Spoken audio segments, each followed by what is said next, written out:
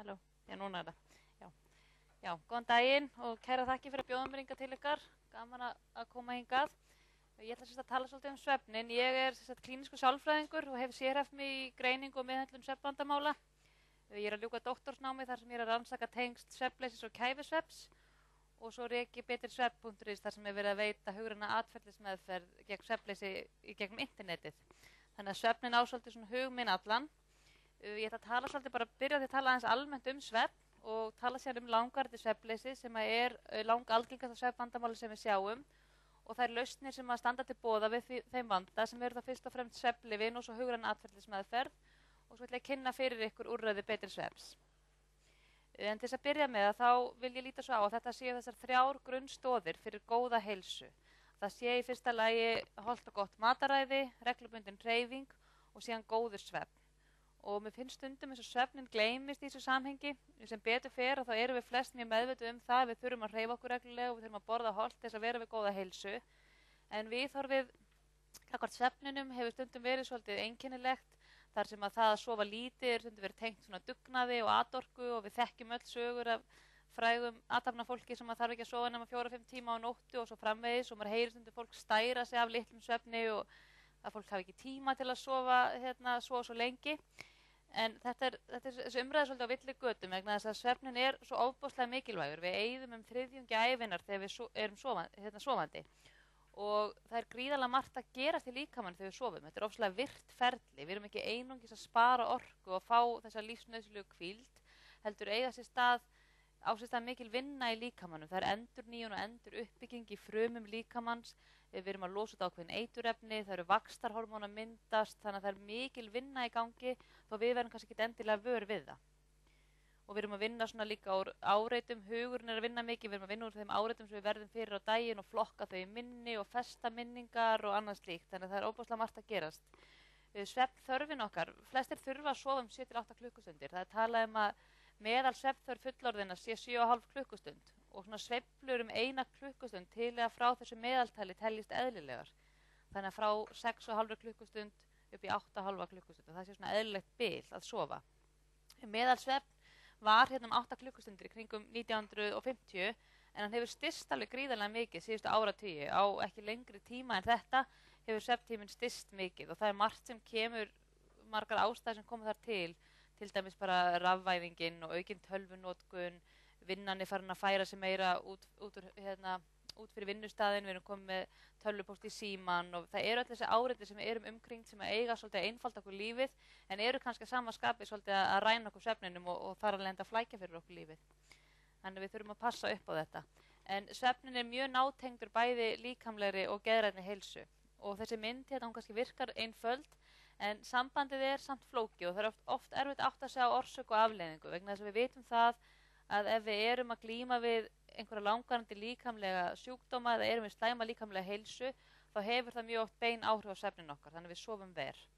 Að sama skapi ef við sofum illa í langan tíma þá hefur það líka beinar afleiðingar á okkar líkamlega heilsu. Það hefur afleiðingar á blóðþrýstingin okkar, það hefur afleiðingar á sykurinn, hvernig mat við sækjumst í og þar afleiðandi á líkamsformið okkar, hvort við hreyfum okkur, orkustjórnun og svo framvegis. Þannig að þetta getur virkað í báðar áttir og það sama við geðrænu heilsuna. Við vitum það til dæmis að langvarandi streita er algengasta orsök fyrir langvarandi svefnleysi og fyrir svefnvandamálum almennt. En að sama skapi ef við sofum stutt að staðaldri að þá erum við miklu útsettari fyrir því að þróa með okkur bæði einkenni streitu og þunglyndis. Þannig að þarna virkar sambandi líka í báðar áttir. Við förum í gegnum nokkur stig þegar við sofum, nokkur svefnstig. Fyrsta svefnstigið er svona svolítið undirbúningsstig fyrir svefnin. Þetta er svolítið meira svona eins og djúpt slökunar ástand. Þannig líkaminn að undirbúa sig fyrir að fara að sofa. Við stoppum mjög stutt við þarna, 2-5% næturinnar. Og þetta er svona þegar við hálfpartinn vitum af okkur. Við erum svona milli svefns og vöku. Ef einhvern hnippir í okkur þá myndum við segja að við hefum ekki verið sofnuð. Þá finnst við vera vakandi. Svefnstig 2, það er svona örlítið dýpri svefn og þar erum við helming nætur. Svo er það djúpsvefnin sem er gríðarlega mikilvægt svefnstig. Við erum svona 4 nætur þar. Og svo er það draumsvefnin og það er líka ofsalega mikilvægt svefnstig. Það er þar sem okkur dreymir. Þetta kallast rapid eye movement svefn á ensku vegna þess að þetta einkennist af mjög hröðum augnhreyfingum og mikilli heilavirkni. Heilavirknin okkar hún líkist í raun og veru því sem að gerist í vöku á þessu svefnstigi. En það sem er svo merkilegt er að allir útlimur okkar eru nánast lamaðir þegar við okkur dreymir. Og þetta er talið vera til þess að við séum ekki að leika út drauman okkar, sem að væri auðvitað bara mjög hættulegt. Og það eru sumir með röskun þar sem þið fá ekki þessa vöðvaslökun, að nánast þessa vöðvalömun þegar fólki dreymir, og þá er fólk að leika út draumana sína oft með mjög alvarlegum afleiðingum. Þarna erum við svona fjórðung nætur á þessu svefnstigi. Hérna getum við séð svona hvernig eðlilegt svefnmynstur lítur út hjá fullorðnum. Við byrjum á því að fara hérna niður á svefnstig 1, dveljum þar í skamma stund, svo smám saman dýpkar svefnin og við erum hérna í djúpsvefni, svo grinnist svefnin á ný og hver svona hringur hann endar í draumsvefni sem er þetta litaða hérna. Og hver svona hringur tekur 90 mínútur og við förum í gegnum nokkra svona hringi yfir nóttina.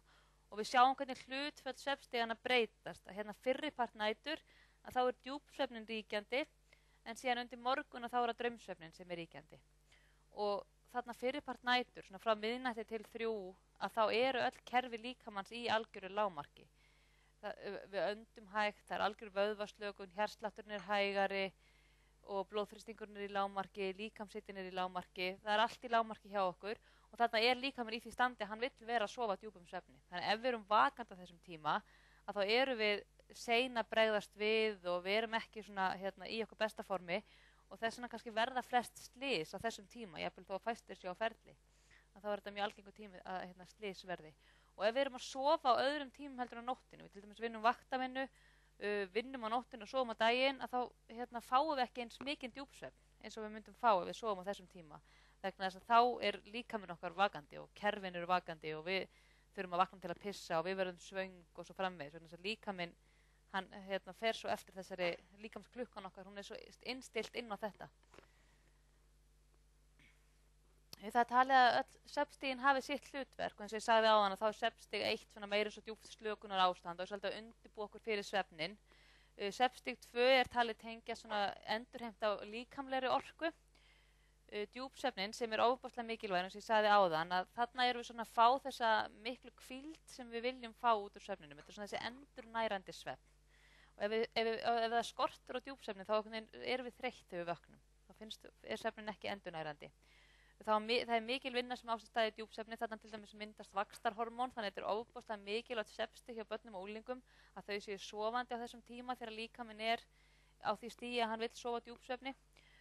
En við erum ofsalega fullkomin, líkaminn okkar er fullkomin og það er þannig að ef við töpum svefni og við fáum of lítinn djúpsvefni eina nótt, við kannski förum ekki að sofa fyrir 3-4 og fáum skertan djúpsvefn, að þá reynir líkaminn að bæta okkur það upp næstu nótt með að þröngva inn meiri djúpsvefni þá nóttina. Þannig að reynir alltaf að leitast við að ná þeim djúpsvefni sem við þurfum. Og ef það er skortur á djúpsvefni þá finnum við það að skila sér í truflun til dæmis á minni og einbeitingu og svona verður minni orka. Við upplifum meira, finnum meira fyrir skort á þessu svefnstigi heldur en öðrum svefnstigum. Draumsvefnin er líka mjög mikilvægur og þarna er talað við sem að vinna úr áreitum. Þarna séum við að vinna áreitum áreitum sem verður fyrir á daginn, við erum að festa okkur upplýsingar í minni og við sjáum til dæmis á ung börn að þau dvelja miklu meira í draumsvefni heldur en fullorðnir, sérstaklega svona fyrstu 2 ár ævinnar og þá eru þau alltaf að verða fyrir einhverjum nýjum áreitum í umhverfi sínu og þau eru alltaf að læra eitthvað nýtt sem þau þurfa að festa í minni, þannig að þetta er ofsalega mikilvægt svefnstig fyrir ung börn. Það er líka talað að við séum að vinna úr tilfinningum þegar okkur dreymir draumsvefni, þannig að þetta sé mikilvægt fyrir andlega heilsu. Og það er sama hérna, ef það verður skortur á draumsvefni, að þá reynir heilin að bæta okkur það upp. En það er ekki eins og með djúpsvefnin, hann bætir það ekki upp á fullu, hann nær að bæta svona 50%, eitthvað svoleiðis. En svefnin okkar hann breytist í gegnum ævina og bæði breytir svefntíminn okkar og líka hvernig svefnstigin skiptast. Í fyrsta lagi ef við horfum hérna á djúpsvefnin, að þá er hann mikill fyrirpart ævinnar, sérstaklega hjá ungum börnum og smám saman verður hann minni eftir því sem við eldumst. Það sama má segja draumsvefnin, hann er miklu meiri fyrirpart ævinnar. Vökutími í svefnrofi, það er í raun og veru bara hversu mikið við erum vakandi nótt og við sjáum að það eykst með aldrinum, þannig að við erum oftar að vakna upp til þess að fara á salernið eða bara svona, við erum oftar að vakna upp á nóttinni þegar við erum orðin eldri og það er eðlilegt. Það sem er kannski ekki eðlilegt er það að við erum að vakna upp og við náum ekki að sofna aftur, við séum andvaka, þá erum við komið með vandamál, en það er alveg eðlilegt að vakna upp einu sinni 2 svar, eitthvað svoleiðis. Síðan er það svefntöfin, það er hvað tekur okkur langan tíma að sofna á kvöldin, það held svona nokkuð stöðugt en þó eykst líka aðeins þegar við erum komin á efri ár, og þá tekur það okkur lengri tíma. Þannig að það má í raun og veru segja sko, að við þurfum alltaf sama svefnin, við þurfum ennþá að sofa 7 til 8 tíma, en svona hæfileikin okkar til að ná þessum 7-8 tímum algjörlega samfellt án truflana, hann dvínar svolítið með aldrinum. Og hérna sjáum við bara svefnþörfina, hvernig hún breytist. Þetta nýburar þurfum við að sofa meirhluta sólarhringsins og síðan svona dregur smám saman úr svefnþörfinni. Hún eykst oft á unglingsárunum, en síðan hjá fullorðnum það 7 til 8 klukkustundir og það helst bara nokkuð óbreytt. Þannig að eins og ég segi, við þurfum að sofa áfram eins lengi en við getum þurft að kannski halla okkur á daginn eða eitthvað slíkt til að ná þessum tímum þegar við erum komin á efri ár, því þá eru meiri truflanir á svefnmynsturinn okkar. Ef við erum að sofa á stutta staðaldri og undir 6 klukkustundum, þá aukum við verulega líkur á ýmsum heilsufarslegum kvillum, til dæmis offitu, hjarta- og æðasjúkdómum, háþrýstingi, skertu sykurþol og sykursýki og lífslíkur skerðast líka. En það sama á við þá sem sofa lengi. Þetta er bara svona ulaga samband. Það er þessi gullni meðalvegur sem skiptir svo miklu máli þegar það kemur að svefninum, að það er ekki þannig að meira sé betra. Það er ekki gott að sofa bara í 10-12 tíma sólarhring, alls ekki. Þannig að þegar við erum fann að sofa lengur en 9 tíma, að þá erum við einnig komin í aukna áhættu á þessum kvillum. En hvað gerist ef við reynum að halda okkur bara vakandi eins lengi að við getum? Við sjáum það að eftir svona 1,5 sólarhring eitthvað svoleiðis, þá fyrir við að vera alveg ofboðslega syfjuð og það fara að detta inn svona ósjálfráða svefnlotur. Við fyrir að detta bara út. Við getum ekki haldið okkur vakandi, þetta kalla svona mikrosvefn, bara nokkra sekúndur. Við fyrir mjög fljótt að sækja í svona orkuríkan og óhollan mat. Við viljum fá skyndiorku og rannsóknir hafa sýnt það á rottum að eftir 2 vikur þá deyja þær þegar búið að halda þeim vakandi. Eðlilega ekki gera svona rannsóknir á fólki, en það var samt sem áður hérna í kringum 1960, það var svolítið í tísku að setja svona vökumet og það heimsmetið búið Guinness skráði þetta niður og fyrsta metið sem var settið 1959 og það var hérna maður frá New York sem var vakti í rúman 8 sólarhring og þetta var í mjög svona kontrolleruðum aðstæðum þar sem fylgst var vel með honum og mældar ýmis heilavirkni og ýmislegt á meðan. Annar maður sló þetta met nokkrum árum seinna og vakti í 11 sólarhringa, en það sem kom í ljós þegar þið var að setja þessu vökumet var það að þeir urðu mjög fljótt svona hugræn virkni var mjög fljótt léleg. Þeir gátu líkamleg virkni var betri, þeir gátu til og með spila borðtennis, annar þeir gátu spila borðtennis án vandræði allan tíman, en bara strax á 3. degi þá voru þeir farin að upplifa svona einkenni sem er líkist bara því að vera í geðrofi. Þeir voru farin að vera mjög svona paranoid og mikla ranghumundir, annar þeirra bara hélt hann væri frægur fótboltakappi og lifði í þeirri hugmynd þessa daga og þeir urðu mjög svona illa áttaðir og ruglaðir og þegar þeir loksins fóru að sofa eftir þessa löngu vöku þá sváðu þeir í einhverja 18 tíma og fóru svo bara aftur inn sitt eðlilega minnstur, en þessi sem setti fyrra metið að það urðu svona varanlegar persónu breytingar á honum. Þetta hafði verið maður sem var í góðri vinnu og giftur og bara farsælli í sínu lífi, að hann sem sagt varð bara ofsalega þunglindur, miklar skapsveiflur, hann misti vinnuna og skildi við konuna og það fólk sagði sem þekkt hann að hann hefði aldrei orðið samur eftir þessa vöku. Og í framhaldinu þá var tekið fyrir þetta í heimsmetum og Guinness, þannig að þetta er ekki lengur skráð svona vökumætt, þetta þykir bara vera of hættulegt, en það eru þetta margir sem hafa komið með sagst hafa slegið þessi met, en það er ekkert staðfest um það. En þá ætlum ég að tala um svefnleysið, sem er eitt algengasta svefnvandamál sem við sjáum.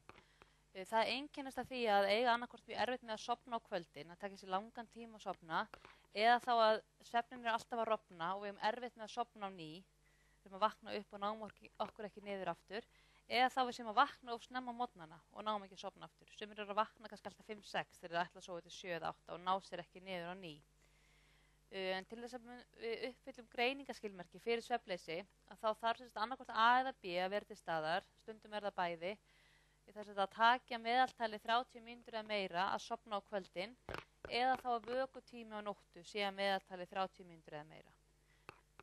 Þetta þarf að hafa einhverja neikvæðar afleiðingar á daglegt líf til þess að myndum uppfylla þessi sjúkdómsskilyrði og það hefur það oftast þegar svefnin okkur er með þessu móti og einkenni þurfa að hafa varað í að minnsta kosti 1 mánuð. Ef við uppfyllum þessi skilyrði að þá erum við komið það sem kallast langvarandi svefnleysi sem við þurfum að leita okkur einhverja hjálpar við. Þetta er mjög algengt vandamál. Yfir 3/4 fullorðinna upplifir svefnleysi einhvern tímann á ævinni og allir upplifa þetta andvökunætur og eina svefnleysi á nótt. En þannig að það sé vandamál, þá er það yfir 3/4. Á hverjum tíma er 10-15% að glíma við langvinnt svefnleysi.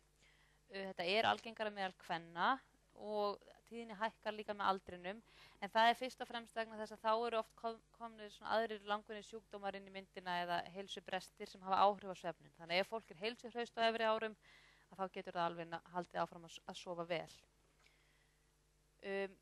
Íslenska tölur sýna okkur það að þetta sé virkilega stórt vandamál hérna. Nýlega var gerð rannsókn frá landlækni, heilsa og líðan Íslendinga, og þar sáu það að tæplega fjórðungur Íslendinga segir sofa 6 tíma eða minna á sólarhring, sem allt of lítill svefn, og við sáum nú bara hérna áðan allar afleiðingarnar sem það getur haft á heilsu okkar að sofa 6 tíma eða skemur á sólarhring. En það verulegt áhugaefni. Og síðan í rannsókn sem við hjá Íslenska Svefnrannsóknarfélaginu gerðum, þar sem vorum að kanna svona syfju og akstur, að þá sáum við að 40%, tæplega 40% þeirra sem við spurðum, og þetta var tilviljunarkennt úrtak úr hérna þjóðfélaginu, voru að uppfylla óeðlilega mikla dagsyfju. Og þetta svona dagsyfja sem við erum að sjá hjá sjúklingum með alvarlegan kæfisvefn. Fólk bara að sofna í vinnunni, á fundum og jafnvel við stýrið, og við sáum í þessari sömu rannsóknum 13% segist þá dotta undir stýri síðastliðið ár. Þetta rosalega háar tölur og þetta svolítið sláandi og segir manni að að við þurfum að taka okkur á í þessum málum. En það eru ýmsar orsakir sem að geta verið fyrir langvarandi svefnleysi, og það er svo margt. Það geta verið einhver áföll sem við lendum í, það geta verið erfið veikindi, það geta verið breytingar í lífinu, geta verið ný vinna, geta verið álag í vinnu, streita á heimili, skilnaðir, nýtt barn. Svo er það stundum líka bara einhverjir þættir, umhverfisþættir, við drekkum á mikið kaffi, við erum með tölvun upp í rúmi, einhverjir svona þættir sem við kannski bara áttum okkur ekki endilega á. En orsakana geta verið fjölmargar, en það er svo merkilegt að þegar fólk komið í langvarandi svefnleysi, að þá alveg burt sér frá hver orsökin þá fólk alltaf komið inn í sama vítahring. Og ég hef verið að halda námskeið þar sem ég kannski með 20 einstaklinga sem allir eru að gleyma við langvarandi svefnleysi af mjög ólíkum orsökum, en þau kannast öll við að vera í þessum sama vítahring sem þessi hérna, að þetta ekki lengur einungis nætuvandamál, þetta orðið 24 tíma vandamál, vegna þess að fólk hefur miklar áhyggjur af svefninum á daginn, það hefur miklar áhyggjur af svefnleysinu, það velti mikið fyrir sér hvað afleiðingar þetta sé að hafa á heilsu þeirra, það farið að kvíða fyrir nóttin sem að koma, og svefnin svolítið búin að taka yfir lífið. Þetta litar bæði dag og nótt, og það er bara hnútur í maganum þegar maður veit að maður að fara upp í rúm á kvöldin. Þetta veldur því að fólk fyrir að temja sér slæmar venjur. Það fyrir að gera sér óraunhæfar væntingar svefnin. Það hugsa til dæmis, nú ég búin að sofa svo illa síðustu daga, ég ætla bara að ná að sofa 10 tíma núna, ég ætla að fara upp í rúm klukkan 9 til að ná örugglega að sofna. Þetta veldur því að fólk fyrir kannski að eyða of miklum tíma í rúminu, fyrir alltaf snemm upp í rúm, svefntíminn verður óreglulegur, fólk fyrir að leggja sig, sefur kannski mikið helgar, og þetta svona viðheldur þessum vanda, og svo hefur þetta þessar neikvæðar afleiðingar á okkar daglega líf. Og afleiðingar svefnleysis eru gríðarlega viðtakar, og það lita eiginlega alla fleti lífs okkar. Í fyrsta lagi þetta bara orkuleysi, pirringur og einbeitingarskortur sem við upplifum og allir þekkja sem að hafa verið andvaka átt svefnlausar nætur. En svo það líka, hafa rannsóknir sýnt okkur það að þeir sem að glíma langvarandi svefnleysi, þeir taka fleiri veikindadaga frá vinnu, þeir sýna minni framleiðni í vinnu, þeir nota heilbrigðisþjónustu í auknum mæli, þeir eru líklegir til að lenda í slysum, það er aukin tíðni bæði þunglyndi og kvíða og líklegir til að misnota lyf og áfengi. Þannig að það er gríðarlega margt sem að kemur þarna til, og þetta er bara brot, því það er líka það að sækja sér í orkuríkan matur, líklegir til að vera í ofþyngd og allir þessi líkamlegu kvillar sem við töluðum áðan. En hvernig meðhöndlum við svefnvandamál? Það eru fyrst og fremst 2 leiðir sem eru færar og rannsóknir hafa sýnt að virki, og það er annars vegar svefnlyf og síðan hugræn atferlismeðferð. Og svefnlyfin eru mjög mikið notuð hérna á Íslandi. Við eigum Norðurlandamet í svefnlyfjanotkun, og við notum til dæmis 5 sinnum meira en Danir af svefnlyfjum, sem að þó hafa miklar áhyggjur af sinni svefnlyfjanótkun. Það eru skrifaðar út 8 milljón skammtar af svefnlyfjum á ári á Íslandi, og þetta er alveg rosalega mikið, og þetta er áhugaefni vegna þess að rannsóknir hafa ítrekað sýnt okkur það að svefnlyf eru skammtímalausn. Þetta er lausn við skammvinnu svefnvandamáli, og þau virka einungis til skamms tíma, og ef þau eru notuð að staðaldri í langan tíma þá geta þau haft bara mjög neikvæðar afleiðingar á heilsu okkar. Og það sem skiptir auðvitað líka máli það að svefnlyfin, þau eru ekki að vinna að rót vandans. Þau eru að bæla niður einkenni svefnleysis, þau eru ágætt þess að rjúfa vítahring og til að bæla niður einkenni, en þegar við hættum að taka þau, að þá dúkkar svefnvandinn gjarnan upp á ný. Og við sjáum fréttir sem þessar reglulega í fjölmiðlum, og það er mikið rætt þetta og mér finnst svona að vera svolítið vakning núna bæði hjá landlæknisembættinu og bara hjá heilbrigðisyfirvöldum og þjóðinni að nú sé svolítið komið nóg. Við þurfum að fara að gera eitthvað í þessum málum, við getum ekki bara haldið áfram þessari braut sem við erum á. Því hérna getum við séð hvernig svefnlyfjanotkunin hefur þróast hér á landi. Þetta graf sýnir okkur frá 1991 til 2009 en tölur alveg til ársins 2013 þær sýna okkur áframhaldandi þróun. Og við sjáum að þetta eykst stöðugt ár frá ári og þannig að við þurfum og það er svona eitt af því sem að ég er mikill talsmaður fyrir og vill berjast fyrir það er að laga þetta, að kurvan haldi ekki bara endalaust upp áfram, að við fáum við reynum helst að kominni niður aftur. Aukaverkanir af reglulegri svefnlyfjanotkun þau eru í fyrsta lagi þau að mörg svefnlyf þau hafa bein áhrif á hvernig svefnin okkar byggist upp á svefnstigin og við fáum minna af bæði djúpsvefni og draumsvefni sem eru mikilvægt fyrir svefnstigin okkar. Við fáum svona grynnri svefn, við fáum meira af annars stigs svefn, þannig að þó við kannski sofnum og sofum í 7-8 tíma að þá er svefnin gæða minni. Við erum þreyttar þegar við vöknum og og þetta er svolítið svipað áhrif á áfengi hefur. Áfengi hjálpar okkur oft að sofna en við fáum gæða minni svefn og erum þreytt þegar við vöknum og það er svipað á mörg svefnlyf gera. Langvarandi notkun kemur líka niður á samhæfingu hugar og handa og þetta er mikið vandamál hjá eldra fólki sem kannski tekur svefnlyf, vaknar svo þarf að fara á salernið og stendur upp og það vantar þessi samhæfingu, það er jafnvægi skortur og fólk er alltaf detta og slasa sig mjög illa á nóttunni eftir að hafa tekið svefnlyf. Þetta hefur áhrif á árverkni, athygli, minni og hugsun. Þessi lyf eru mörg fyrir ávanabindandi og fólk upplifir fráhvarfseinkenni þegar það hættir að nota þau. Og svo er það ofta lyfjaþol líka, við byggjum upp ákveðið lyfjaþol og lyfin hætta að virka og við þurfum stærri skammta eða ný lyf til þess að halda virkninni áfram.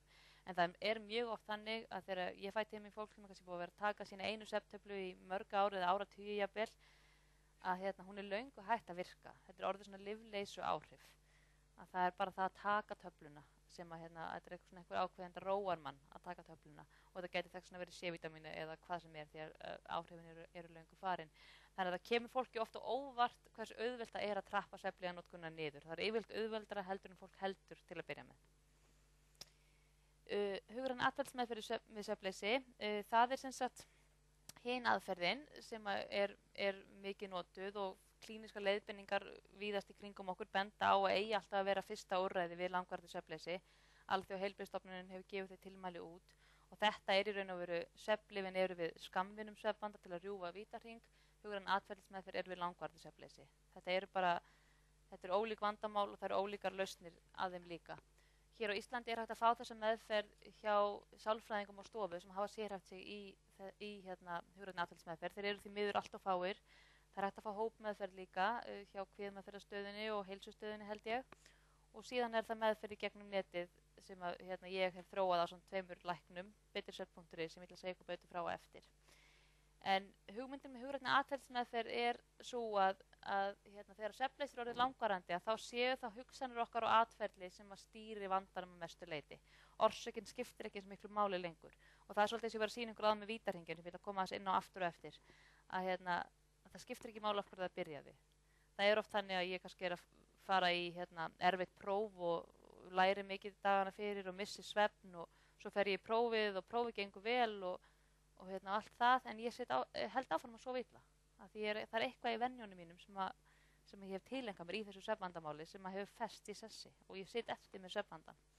Og sjáum það líka oft hjá konum eftir að eignast börn, að þær rjúa sitt eðlilega mynstur, vakna nóttunni til að sinna börnunum og svo þegar börnin fara að sofa alla nóttina, að þá er konan áfram að vakna og situr eftir svolítið með svefnvandan. Það er mjög algengt að ég fá til mín konur sem eru búin að glíma um svefnvandamáli mörg ár eða áratugi sem byrjuðu eftir barneignir. En þetta sést í vítahringurinn og þetta er þessi vítahringur sem er unnið að því að uppræta þegar svefnleysi er orðið langvarandi. Hvaða þættir eru það sem hugræn atferlismeðferð inniheldur? Það er þessi þættir hérna. Ég hef ekki tíma til að fara í hvern og einn þeirra nákvæmlega núna, en áreitisstjórnun sem snýst svolítið það að einskorða svefnherbergi við svefn, taka út öll önnur áreiti, liggja ekki andvaka í rúminu og svo framvegis. Það er mjög mikilvægur partur, tímabundin svefntímahömlun. Þetta er hugtak sem hljómar alls ekki vel þegar maður er að glíma við svefnleysi, að það er eitthvað að hamla svefnum hans ennþá meira. En þetta er gríðarlega þetta er áhrifamesta inngripið í hugrænni atferlismeðferð. Þetta er oft svolítið erfitt þegar fólk er að byrja en verður svo auðveldara þegar það líður á meðferðina og eins og stendur þetta er einungis tímabundið. Það er heilmikil fræðsla svefn, hollar svefnvenjur og svo framvegis sem er mjög mikilvægt þegar það er svo margt sem að við ekki vitum svefnin og hvað skiptir máli og hvenær eigum við að sofa og ef ég ætla að leggja mig, hvenær á ég að leggja mig og ef ég ætla ekki að taka kaffi, hvenær á ég að taka síðasta bollan og það er alls konar svona hlutir sem að við kannski höldum að segja common sense en það alls ekki, þannig að það er mjög mikilvægt að hafa góða fræðslu þetta. Við förum líka svolítið í hugræna meðferð vegna þess að streita í flestum tilvikum fylgifiskur svefnvandamála, það yfirleitt alltaf einhver streita, þá það allavega streita yfir því að geta ekki sofið, þannig við tökum svolítið á þessum hugsunum og förum í svona hugræna meðferð og kennum líka slökun. Já, þannig að við erum að breyta þessum hugsunum og atferli sem hafa truflandi áhrif á svefn. Rannsóknir hafa sýnt okkur það gegnum síðustu áratugi að þetta lang árangursríkasta meðferð sem völ á þegar svefnvandamál langvarandi.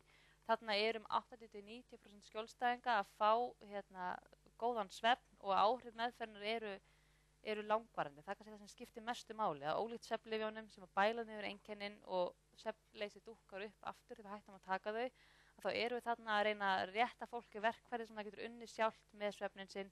Þannig að þegar það kemur andvökunótt aftur, því að auðvitað eigum við alltaf eftir að lenda í einhverju í lífinu sem að veldur því að við missum svefn einu og eina nótt, þá vitum við hvernig að bregðast við. Þannig að það er kannski það mikilvægasta. Vandamáli hérna á Íslandi hefur aftur á móti verið það að það eru ofboðslega fáir sálfræðingar sem hafa sérhæft sig í þessari svefnmeðferð. Þeir starfa ekki innan heilsugæslunnar og þannig að þessi meðferð ekki verið mjög aðgengileg. Ég held að við séum bara 2 sem höfum þessa sérhæfingu. Við erum bæði hérna í Reykjavík, þannig að við erum ekki að þjóna landsbyggðinni. Sálfræðimeðferð, við höfum þetta langir biðlistar í okkur, erfitt að komast að. Sálfræðimeðferð ekki niðurgreidd af ríkinu, þannig að þetta er óslega dýrt inngrip fyrir fólk að fara í. Tíminn hjá sálfræðingi farin að kosta frá 10–15.000 krónur og fólk þarf kannski 6–10 skipti, þannig að þetta er fljótt að koma upp í ofboðslega háan kostnað.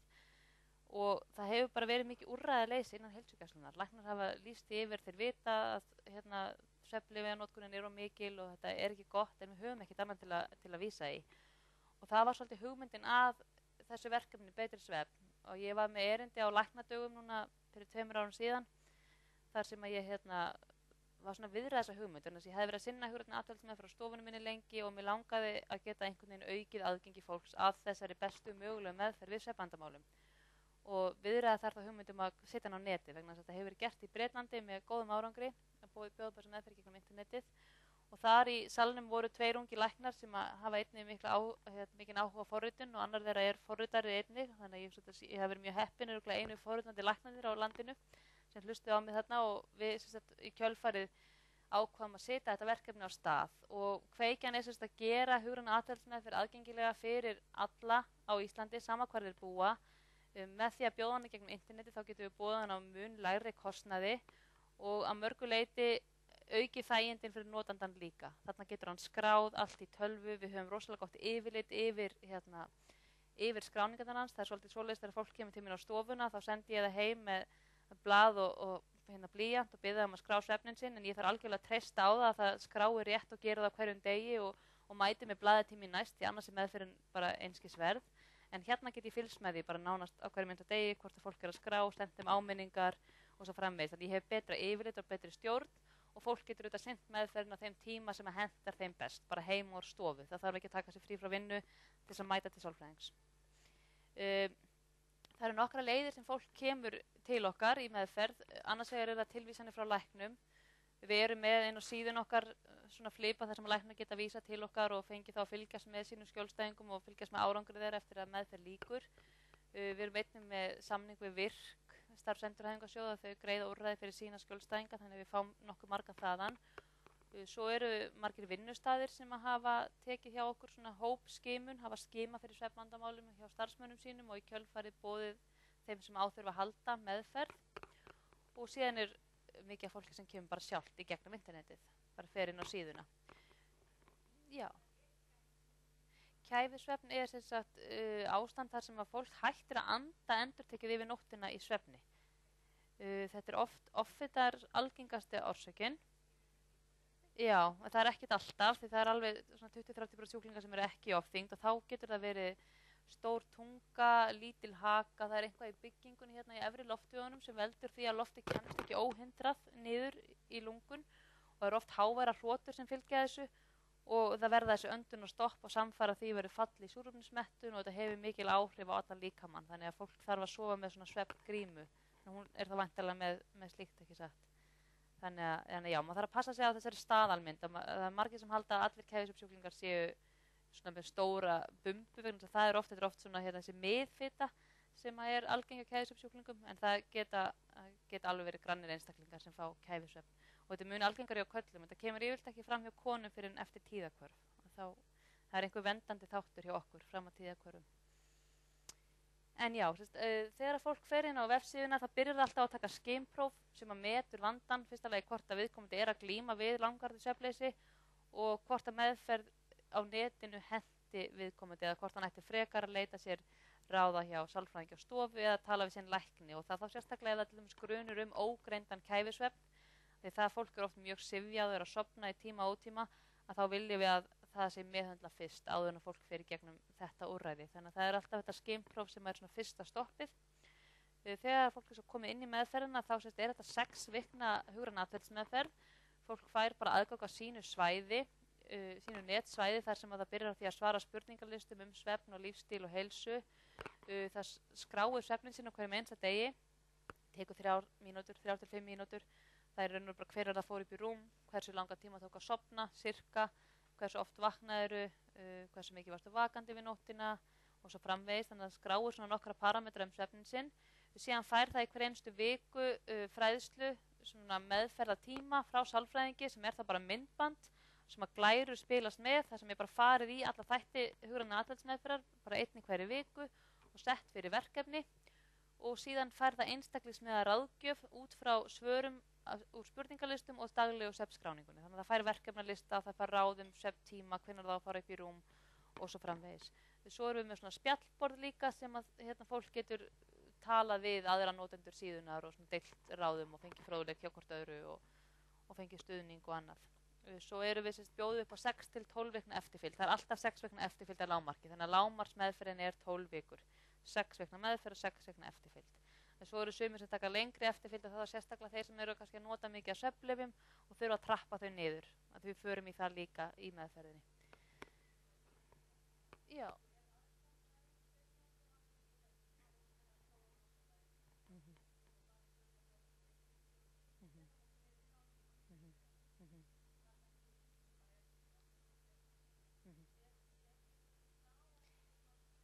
Já.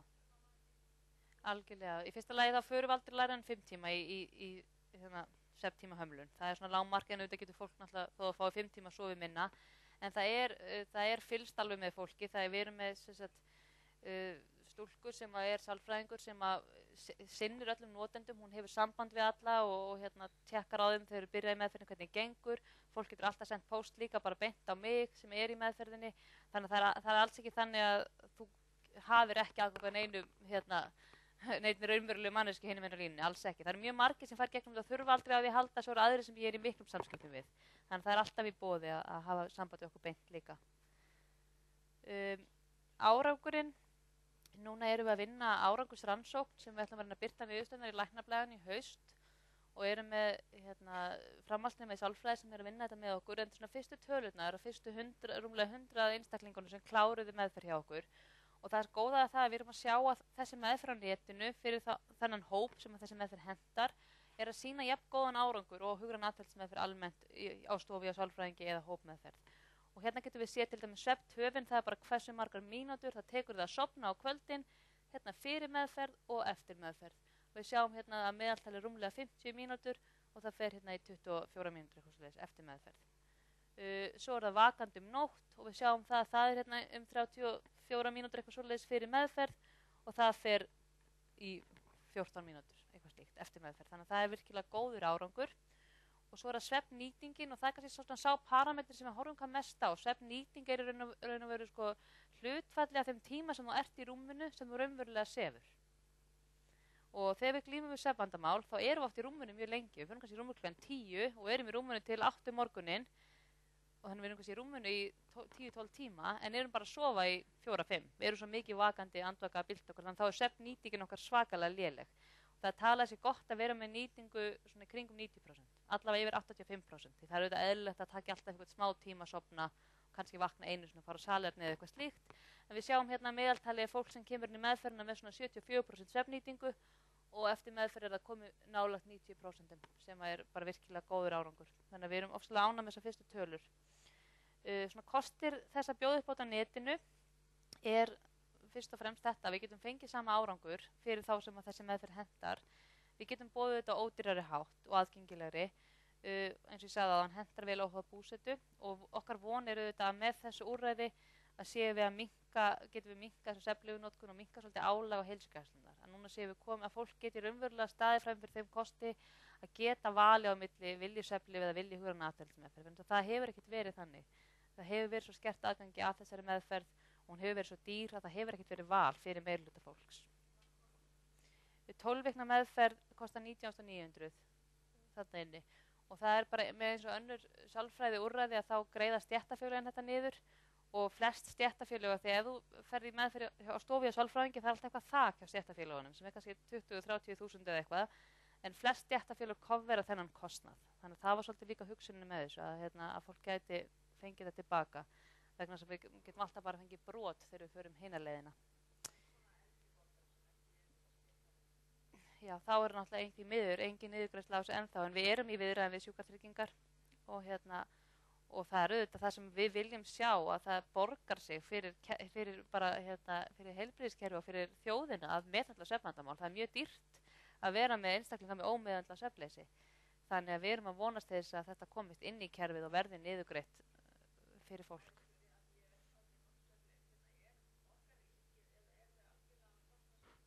Þau eru að kostna sjúklingsins og þau eru mjög ódýr. Já, og það er svolítið stóri vandinn. Það er erfitt að keppa við svefnlyfin þegar skammturinn kostar bara 2.000 kall eða eitthvað. Nei, þú þarft að fá ávísun. En þú getur aftur á móti endurnýja hana bara rafrænt eða bara með einu símtali. Þannig að það er svolítið kerfislegu galli að hversu auðvelt það er. Einhverja fleiri spurningar?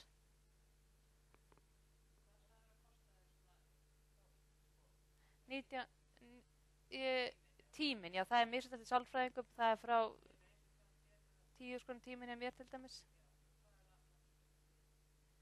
Það er núna 2 mánuðir eitthvað slíkt. Já, eitthvað svoleiðis. Nei, það er rosalega misjafnt. Það er alveg frá, þú veist, svona, sko, ég myndi segja 6 skipti er eiginlega lágmark þegar maður er að fara í þessu hugrana atferlismeðferð. En þetta svo eru sumir sem hafa bara 43 skipti og það er með nægt þeim en aðrir þurfa 15 skipti. Þannig að það er svolítið einstaklingsbundið. Já. Ég held að sé ekki gott að vera með útvarp í gangi allar nóttina. Sumir finnst gott að sofna við það, en þá náttúrulega eins og segir, svo vaknaru, ég held að þetta veki þig þegar við erum að fara gegnum þessu ólíku svefnstig og svefnin grinkar alltaf aðeins á nóttunni, að þá eru svona áreiti þau hafa áhrif á okkur. Og ég er þeirra skoðunar að við eigum ekki verið með neinn raftækin í svefnherberginu, hvorki útvarp né sjónvarp, né tölvur. Get slíkt. Já.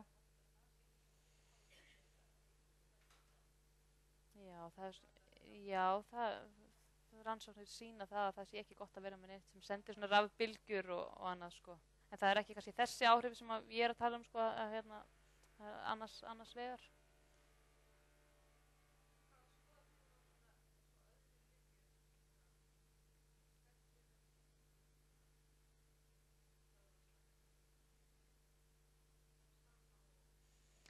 Já, sko ég held að flest svona allavega lyf sem eru upp á skrifið séu það mikið af þessum lyfjum er ekki gott að vera á staðaldri.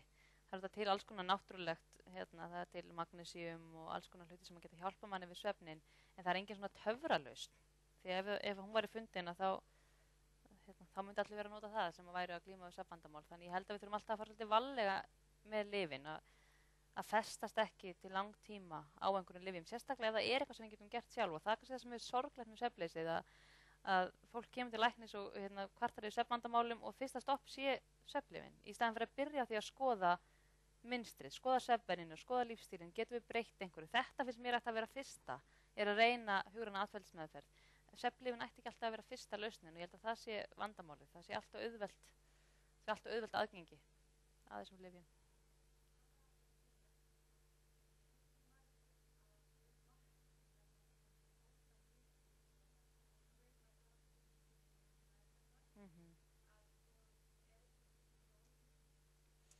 Sko við förum ekki beint í fótaóeðina per se í þessu. Það náttúrulega, hún getur verið mjög þrálát og oft erfitt að meðhöndlana. Það eru til lyf sem eru notuð en svo eru svona náttúrulega leiðir eins og bæði að auka við sig kalk og magnesíum sem að hefur stundum hjálpað og bara í heitt bað á kvöldin, banani, að borða banana, það er einhver efni í bananum sem eru oft góð fyrir fótaóer, þannig að það er alls konar svona húsráð sem virka misvel.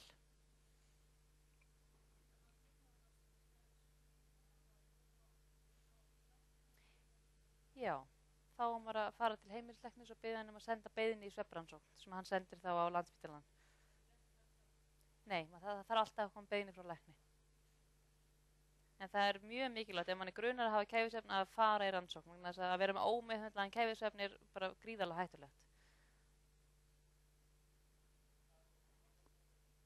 Kæfisvefnin.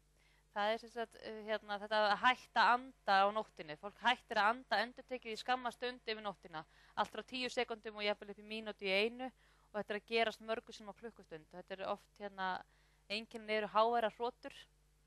Það er oft maginn sem verður fyrst var við þetta, heyrir svona hrygl í maganum og mikla hrotur.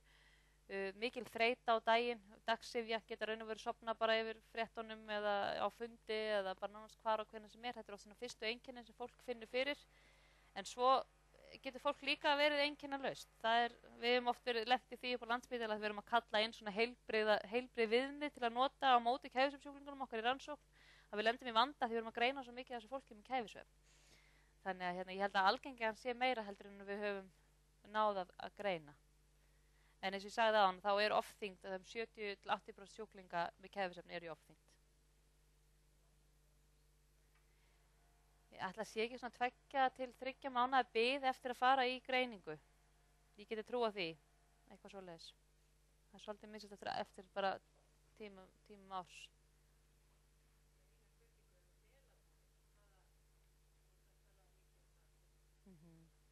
Sko melantónín er ágætis lyf til þess að stilla af dægursveiflu. Til dæmis ef við erum að fara yfir tímabelti, að þá er gott að taka melantónín. En maður þarf að passa sig að taka það rétt inn. Maður á að taka það svona 2–3 tímum áður en maður ætlar að fara að sofa, ekki svo önnur svefnlyf. En það er ekki gott að taka melantónín að staðaldri og melantónín er ekki svefnlyf í raun og veru. Það er meira til að stilla af dægur. Og þetta er oft úlingar líka sem eru kannski komið mikla dægurvillu, eru að fara alltaf seint að sofa. Við erum komin í vítarhring að þá getur melantónín hjálpað en það er eins með það eins og önnur lyf, það er ekki gott að taka það að staðaldri í langan tíma því að við framleiðum sjálf melantónín og við viljum ekki að hrufla við þeirri framleiðslu heldur.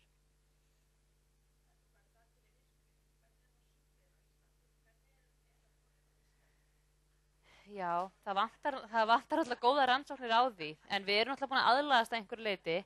En að sama skapi er ofboðslega mikilvægt fyrir okkur á sumrin að vera með góð myrkratjöld og sofa í myrkri. Það er mjög mikilvægt. Ok.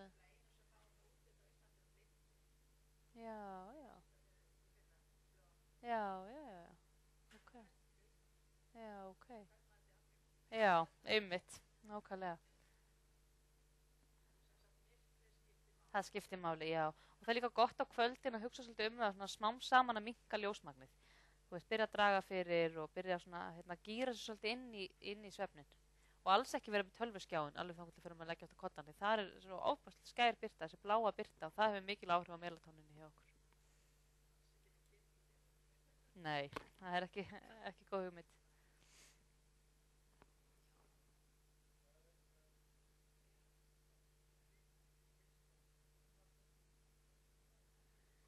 Já, þetta er í raun og veru ein af aðferðum sem notur í hugrænni atferlismeðferð þar sem við erum að reyna að gera svefnin samfelldari.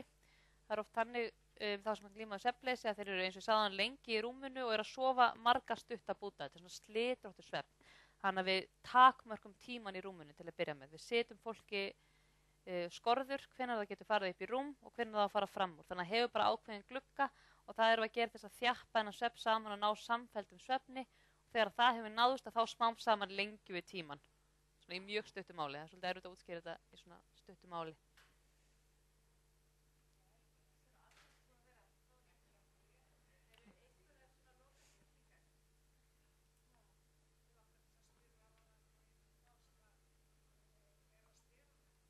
Já.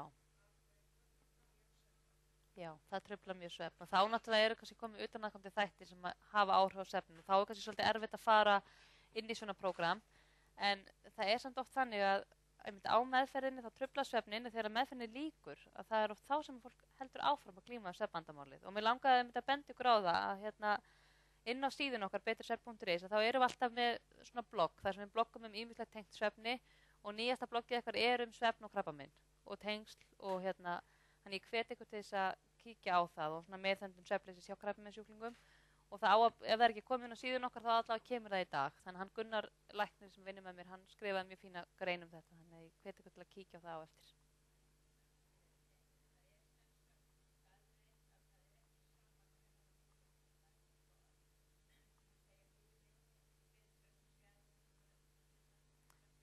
Já, sko, neða, þú veist, það er ekki þetta sko 5 mínútur í 12 eða 5 mínútur yfir 12 sem skiptir öllu máli, heldur er það að ná þessu tímabili þar sem að líkaminn kerfin okkar eru í lágmarki. Það er þessi fyrripart nætur, miðnætti til 3-4, þá er gott að vera sofandi. Þá erum við að ná djúpasvefnum. Já, auðvitað náttúrulega ef þú vinnur alltaf á nóttinni og sefur alltaf á daginn, þá aðlagastu með tímanum að því. En ef þú ert á svona, þú veist, á svona sveiflukendum vöktum og svo leiðis, þá nærðu ekki að aðlaga kerfið þetta af því. Svo er það er svo annað. Það er svo heilt kapitel út af fyrir sig, sko. Það er þessar A og B týpur og það er alveg munur á fólki þar.